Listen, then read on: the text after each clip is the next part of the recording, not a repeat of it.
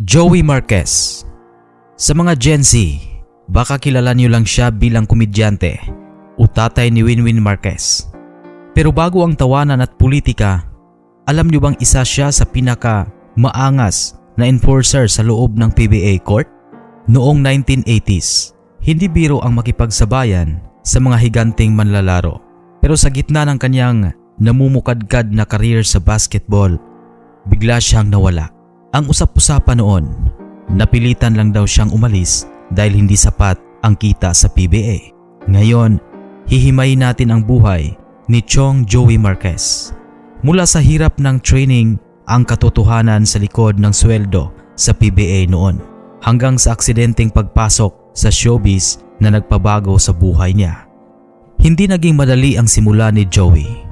Basketball ang naging ticket niya para makapag-aral. Sa Angeles University Foundation siya nagsimulang magpakitang gilas. Noong taong 1981, pumasok siya sa PBA. Hindi siya yung tipong 30 points per game, pero siya yung player na ayaw mong makabantay. Physical, matapang at walang inuurukan. Naglaro siya para sa Jelvis Gin na Barangay Ginebra na ngayon at Greatest Coffee. Pero kahit sikat ka na sa court, iba ang realidad ng ekonomiya noon. Dito na papasok ang controversial na tanong. Sapat nga bang kinikita ng isang PBA player noong dekada 80? Sa mga interview ni Joey Marquez, hindi niya ikinukubli ang katotohanan. Noong panahon nila, ang maximum salary sa PBA ay napakalayo sa milyon-milyong kontrata na nakikita natin ngayon kay Junmar Fajardo o kay Scottie Thompson. Ang isang average player noon, kumikita lang umano ng sapat para sa pang-araw-araw na gastos at kaunting ipon. Sabi nga ni Joey sa isang podcast, basketball is a short-term career. Isang injury mo lang, tapos ka na. At noong panahong yon, may pamilya na siyang binubuhay. Imagine, sikat na sikat ka, tinitingala ka sa Araneta, pero pag uwi mo, iniisip mo pa rin kung hanggang kailan kakasya ang budget nyo. Ito ang turning point ni Chong. Hindi sa ayaw na niya sa basketball, kundi dahil kailangan niyang maging praktikal. Habang naglalaro pa sa PBA, nabigyan siya ng pagkakataon na mag-guest sa TV. Dito na pumasok ang iconic na show na Palibhasa Lalaki.